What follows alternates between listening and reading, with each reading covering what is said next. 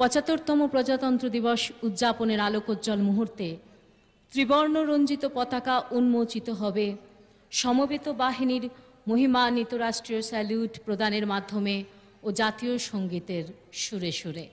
আজ এই পরম গৌরব মুহূর্তে আমরা বীরভূম জেলা প্রশাসনের পক্ষ থেকে উদযাপিত ৭৫তম প্রজাতন্ত্র দিবসের সকালে বিশেষ মুহূর্তের মধ্যে দিয়ে যাচ্ছি। উপস্থিত হলেন এই সাগ্নিক মুহূর্তে সম্মানীয় শ্রী বিধান রায় মহোদয়, মাননীয় জেলা শাসক বীরভূম। ৭৫তম প্রজাতন্ত্র দিবস উদযাপনের আলোকোজ্জ্বল মুহূর্তে ত্রিবর্ণ রঞ্জিত পতাকা উন্মোচিত হচ্ছে সমবেত বাহিনীর মহিমান্বিত রাষ্ট্রীয় স্যালিউট প্রদানের মাধ্যমে ও পরবর্তীতে জাতীয় সঙ্গীতের সুরে।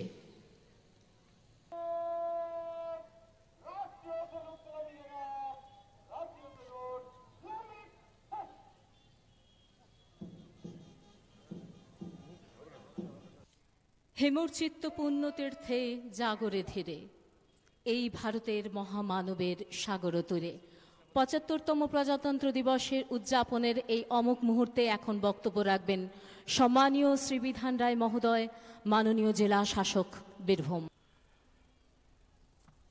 আমার প্রিয় জেলাবাসী, আজ ভারতের ৭৫তম প্রজাতন্ত্র দিবসে আপনাদের সকলকে জানাই সাদর সম্ভাষণ। প্রত্যেক ভারতীয়ের কাছে প্রজাতন্ত্র দিবস খুব গুরুত্বপূর্ণ একটি দিন। ১৯৫০ সালে ২৬শে জানুয়ারি ভারতীয় সংসদে গৃহীত হয় সংবিধান। ভারতীয় সংসদীয় গণতন্ত্রের অন্যতম ভিত হল সংবিধান। প্রজাতন্ত্র দিবস হলো এই সংবিধান উদযাপনের দিন। আজকের দিনে আমরা বিনম্র চিত্রে ভারতের স্বাধীনতা সংগ্রামে অংশগ্রহণকারী বরেণ্য ব্যক্তিত্বদের শ্রদ্ধার সঙ্গে স্মরণ করছি। শ্রদ্ধা নিবেদন করছি জেলার বরণীয় স্বাধীনতা সংগ্রামীদের। বীরভূম এক পরম পুণ্যভূমি। শাক্ত, বৈষ্ণব, শৈব, আদিবাসী ঐতিহ্যের মিলন তীর্থ এই বীরভূমের মাটি। এখানে যেমন ৫টি সতীপীঠ আছে, তেমনি ৩টি বৈষ্ণব তীর্থ সারা দেশকে আলোকিত করেছে। এই তিনটির একটি হলো নিত্যানন্দ জন্মভূমি বীরচন্দ্রপুর, দ্বিতীয়টি হলো চণ্ডীদাসের লীলাভূমি নানুর এবং তৃতীয়টি হলো কেন্দুলি, যা ভক্ত বৈষ্ণব কবি জয়দেবের সাধন তীর্থরূপে সারা ভারতে পরিচিত। সিধু কানুর স্মৃতি বহন করছে বীরভূমের মাটি। বিশ্বকবি রবীন্দ্রনাথ ঠাকুরের স্মৃতি বিজড়িত এই বীরভূম জেলাতে বহু যশস্বী মনীষী জন্মগ্রহণ করেছেন। বরেণ্য কথা সাহিত্যিক তারাশঙ্কর বন্দ্যোপাধ্যায়, শৈলজানন্দ মুখোপাধ্যায়, ফাল্গুনী মুখোপাধ্যায় প্রমুখের জন্মস্থান এই বীরভূম জেলা। রাজ্যের অন্যতম অগ্রণী এই জেলাতে শিক্ষা, স্বাস্থ্য, কৃষি ও পরিকাঠামো, হস্তশিল্প, ক্ষুদ্রশিল্প, কুটির শিল্প, পর্যটন, সাহিত্য চর্চা, সাংস্কৃতিক বিকাশ প্রভৃতি বিষয়ের উপরে বিশেষ গুরুত্ব আরোপ করা হয়েছে। ত্রিস্তরীয় পঞ্চায়েত ব্যবস্থায় জেলা পরিষদ, পঞ্চায়েত সমিতি, গ্রাম পঞ্চায়েতগুলি বীরভূম জেলা তথা রাঙামাটির উন্নয়নের জন্য নিরন্তর কাজ করে চলেছে। জেলা ৬টি পৌরসভা বিশেষভাবে তৎপর হয়েছে নাগরিক পরিষেবায়। বিগত ২-৩ বছর যাবৎ আমরা অতিমারির সঙ্গে যুদ্ধ করেছি।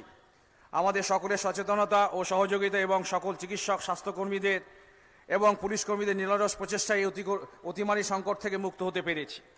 বর্তমানে কোভিড সংক্রান্ত বিষয়ে আমাদের বিশেষ সতর্ক থাকতে হবে। অতিমারির মতো যে কোনো পরিস্থিতি মোকাবিলার জেলা প্রশাসন, জেলা পুলিশ, বীরভূম জেলা পরিষদ এবং স্বাস্থ্য বিভাগ সদা সজাগ রয়েছে। বর্তমানে প্রায় ১০,৯৪,৮১৯টি পরিবারকে স্বাস্থ্যসাথী কার্ডের আওতায় আনা হয়েছে। এখনো পর্যন্ত ৩,৪৭,৩৯৯ জন উপভোক্তা ৫৩৯,১৫,০০,০০০ টাকার পরিষেবা নিয়েছেন। রাজ্যের মাননীয় মুখ্যমন্ত্রী এক অনন্য ভাবনা দুয়ারে সরকার প্রকল্পের উদ্দেশ্য একটাই, মানুষের কাছে দ্রুত পরিষেবা পৌঁছে দেয়া। দুয়ারে সরকার শিবির ২০২০ সাল থেকে পর্যায়ক্রমে গোটা রাজ্যের সাথে আমাদের বীরভূম জেলাতে অনুষ্ঠিত হচ্ছে। অষ্টম পর্যায়ে দুয়ারে সরকার প্রকল্প ২০২৩ সালে ১৫ ডিসেম্বর থেকে ৩১ ডিসেম্বর পর্যন্ত ৩৬টি বিভিন্ন সরকারি প্রকল্পের সুবিধা পাওয়ার জন্য আবেদনপত্র সদ্য সমাপ্ত হয়েছে। তাদের পরিষেবা প্রদানের কাজ চলছে। আমাদের জেলায় লক্ষ্মীর ভাণ্ডার প্রকল্পে মোট ৮,২৪,৩৩৪ জন মা, দিদি, বোনেরা নিয়মিত এই প্রকল্পের সুবিধা পাচ্ছেন। পশ্চিমবঙ্গ পরিযায়ী শ্রমিক কল্যাণ প্রকল্পে আমাদের জেলাতে মোট ৯০,৪২৮ জন পরিযায়ী শ্রমিক নাম নথিভুক্ত করেছেন। জেলায় মোট ৬৩,১০৮ জন বার্ধক্য ভাতা পাচ্ছেন। বিধবা ভাতা প্রাপকের সংখ্যা ৮৩,৬২৭ জন। দুয়ারে সরকার প্রকল্পে পরিষেবা প্রদান শুধু শিবিরের মধ্যে সীমাবদ্ধ না রেখে জেলার প্রত্যন্ত এলাকাগুলিতে পরিষেবা পৌঁছে দিতে বিশেষ উদ্যোগী জেলা প্রশাসন। ভ্রাম্যমাণ দুয়ারে সরকারের শিবির এবং বিশেষ দুয়ারে সরকার শিবিরের মাধ্যমে গ্রামে গ্রামে উপভোক্তার দুয়ারে হাজির হয়ে প্রদান করা হয়েছে বিভিন্ন জনকল্যাণমুখী প্রকল্পের সুবিধা। বর্তমানে আরও নিবিড়ভাবে চলছে গ্রামাঞ্চলের প্রতিটি সংসদ এবং শহরাঞ্চলের প্রতিটি ওয়ার্ডে সমস্যার সমাধান, জনসংযোগ। আনন্দের সাথে জানাই যে বীরভূম জেলা প্রশাসনের আনন্দবাট প্রয়াস এই বছর স্কচ পুরস্কারে সম্মানিত হয়েছে। দিল্লিতে একটি অনুষ্ঠানের মাধ্যমে এই পুরস্কার জেলা প্রশাসনের হাতে তুলে দেওয়া হয়েছে। সামাজিক জীবনে উন্নয়নের শ্রেষ্ঠতম লক্ষ্য হল মানব সম্পদের উন্নয়ন, যা সম্ভব শিক্ষার বিস্তার ও অগ্রগতির দ্বারা। শিক্ষার বিস্তার এবং সশক্তিকরণই সমাজের প্রগতির মূল চাবিকাঠি। মাননীয় মুখ্যমন্ত্রী এই ভাবনায় ভাবিত হয়ে জেলার অপেক্ষাকৃত সামাজিক, অর্থনৈতিক, ভৌগোলিক, সাংস্কৃতিকভাবে পিছিয়ে পড়া পরিবারগুলিকে চিহ্নিত করে সেই পরিবারের প্রথম প্রজন্মের শিক্ষার্থী যারা লেখাপড়ায় কোনো সহায়তা পায় না, সেই সব শিশুদের নিয়মিত লেখাপড়া অভ্যাস তৈরি করতে বিদ্যালয়ের পাঠ্যক্রমকে নিয়ে বিদ্যালয়ে নির্দিষ্ট সময়ের বাইরে সেই সব দেব শিশুদের মানসিক, শারীরিক ও সাংস্কৃতিক বিকাশের লক্ষ্য হল আনন্দপাঠ প্রয়াস। বীরভূমে পিছিয়ে পড়া শিশুদের শিক্ষার মূল স্রোতে ফিরিয়ে আনতে যে সকল পরিবারের শিশুদের গৃহশিক্ষক দেওয়া সম্ভব নয় এবং করোনা উত্তর সময়ে ছাত্রছাত্রীদের মধ্যে শিক্ষাগত যে শূন্যতা তৈরি হয়েছিল তা দূর করতে বীরভূম জেলা প্রশাসনের একটি মানবিক উদ্যোগ হল আনন্দপাঠ। এই আনন্দপাঠ কোনো সমান্তরাল শিক্ষা ব্যবস্থা নয়, বরং শিক্ষা ব্যবস্থাকে শক্তিশালী করার এক একান্ত সহায়ক প্রচেষ্টা। পিছিয়ে পড়া গ্রাম, পাড়া বা মহল্লায় বসছে এই আনন্দপাঠের আসর। সকাল 7টা থেকে 9টা অথবা বিকেল 4টে থেকে 6টা পর্যন্ত পাঠদান চলছে। আনন্দপাঠ দান করছেন এই পাড়ারই একজন দায়িত্বপ্রাপ্ত কমিউনিটি শিক্ষক। এছাড়া নান্দনিক পাঠদানের জন্য থাকছে বিশেষ প্রশিক্ষণপ্রাপ্ত শিক্ষক।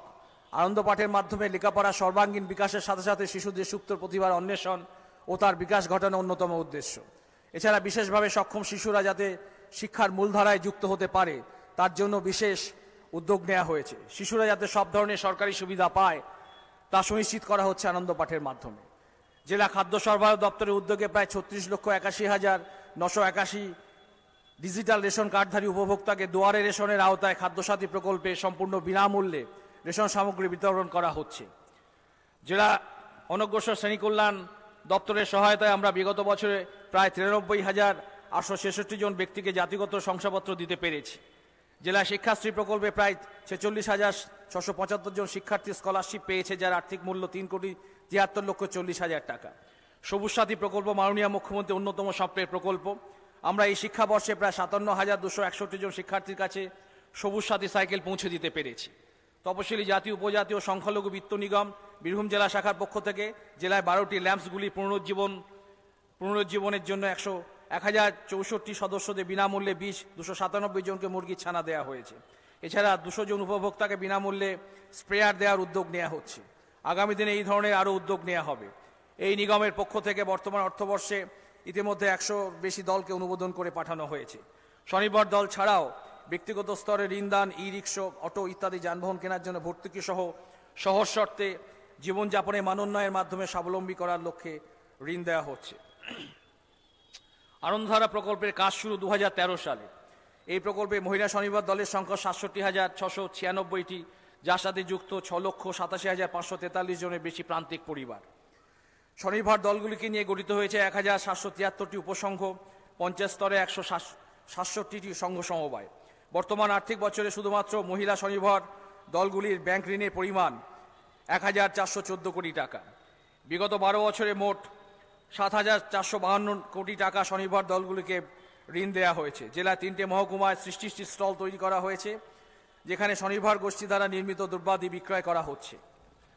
সংখ্যালঘু বিষয়ক ও মাদ্রাসা শিক্ষা দপ্তরের অধীনে এই যাবৎকালে ঐক্যশ্রী প্রকল্পে প্রায় 1,61,474 জন সংখ্যালঘু ছাত্রছাত্রীকে 22,62,64,339 টাকার স্কলারশিপ প্রদান করা হয়েছে। বর্তমান অর্থবর্ষে আমাদের লক্ষ্যমাত্রা প্রায় 2,60,900 জনের মধ্যে বর্তমান অর্থবর্ষে এখন অবধি 2,55,470 জনকে এই প্রকল্পের অন্তর্ভুক্ত করা হয়েছে। এই অর্থবর্ষে সংখ্যালঘু ঋণ প্রদান প্রকল্পে আমরা 1,000 জনের লক্ষ্যমাত্রা ছাপিয়ে 1,365 জনকে এর আওতায় আনতে পেরেছি। এছাড়াও জেলায় 5,911 জন সহায় সম্বলহীন মহিলাদের পুনর্বাসন প্রকল্পে নিজস্ব গৃহ নির্মাণ করে দেওয়া হয়েছে। সংখ্যালঘু সম্প্রদায় ছাত্রছাত্রীদের ইংরেজি শিক্ষার প্রসারে এই জেলার একটি ইংরেজি মাধ্যম মডেল মাদ্রাসা স্থাপিত হয়েছে।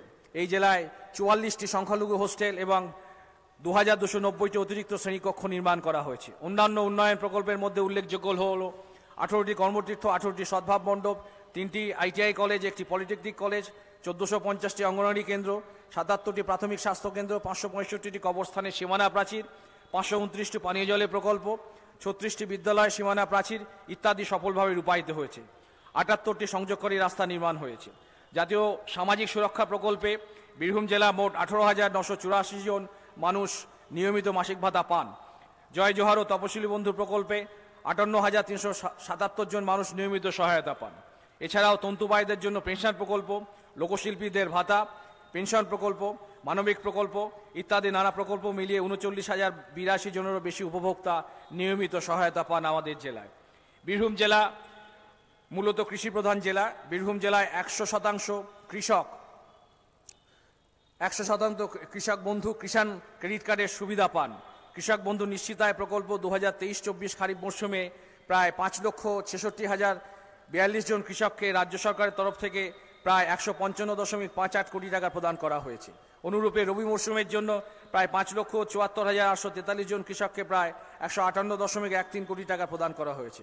কৃষক বন্ধু মৃত্যুজনিত এককালীন ভাতা প্রায় 2 লক্ষ টাকা পর্যন্ত এখনো পর্যন্ত 7,416টি পরিবারের হাতে তুলে দেওয়া হয়েছে। রাজ্যের পর্যটন মানচিত্রে বীরভূম জেলা এক গুরুত্বপূর্ণ জেলা। এই জেলাতে 5টি সতীপীঠ, কঙ্কালীতলা, নন্দিকেশ্বরী, বক্রেশ্বর, ফুল্লরা, নলাটেশ্বরী সহ একটি শক্তিপীঠ বা সাধনক্ষেত্র তারাপীঠ রয়েছে। এছাড়াও রয়েছে শান্তিনিকেতন, বিচ্চন্দ্রপুর, পথরচাপুরী, দাতা বাবার মাজার, কলেশ্বর শিব মন্দিরের মতো খ্যাতনামা পর্যটন ও তীর্থস্থান। বীরভূম জেলার পর্যটনে নতুন দিগন্ত উন্মুক্ত করেছে জেলা প্রশাসন। জেলা প্রশাসনের উদ্যোগেই পর্যটকদের সুবিধার্থে দর্শনীয় স্থানগুলি নিয়ে একযোগে তৈরি হয়েছে একটি ওয়েবসাইট ও একটি ভ্রমণ পুস্তিকা।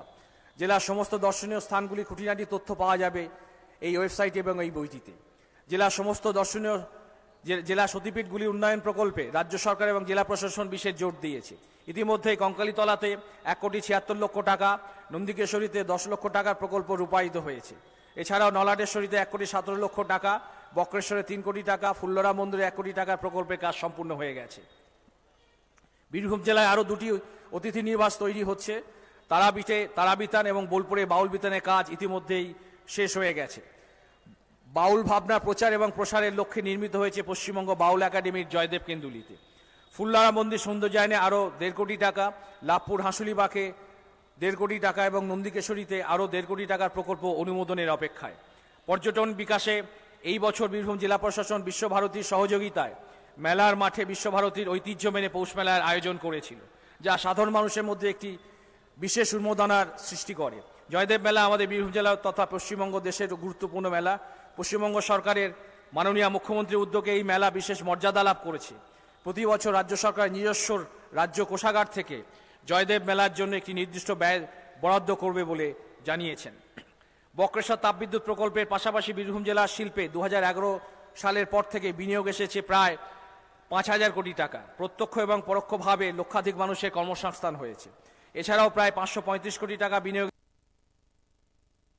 5,000 মানুষের কর্মসংস্থান হবে। ভবিষ্যৎ ক্রেডিট কার্ডের মাধ্যমে 380 জন শিল্পোদ্যোগীকে 1315.05 লক্ষ টাকা লোন দেওয়া হয়েছে। পশ্চিমবঙ্গ সরকারি ইনসেন্টিভ স্কিমের মাধ্যমে গত 13 বছরে 114টি শিল্প কারখানাকে প্রায় 51.45 কোটি টাকা উৎসাহ ভাতা প্রদান করা হয়েছে। পশ্চিমবঙ্গ সরকারের উদ্যোগে বোলপুরের কাছে প্রান্তিকে বিশ্ব বাংলা শিল্পী হাট গড়ে উঠেছে, যা স্থানীয় এবং বাইরে শিল্পীদের উৎপাদন সামগ্রী বিক্রির প্রাণকেন্দ্র। হস্তশিল্প মেলা, খাদি মেলা, সবলা মেলা, সৃষ্টিশ্রী মেলা, আদিবাসী মেলা প্রভৃতি মেলার মাধ্যমে বীরভূম জেলা হস্তশিল্পীগণ উৎপাদিত সামগ্রী বিক্রয় করতে পারছেন।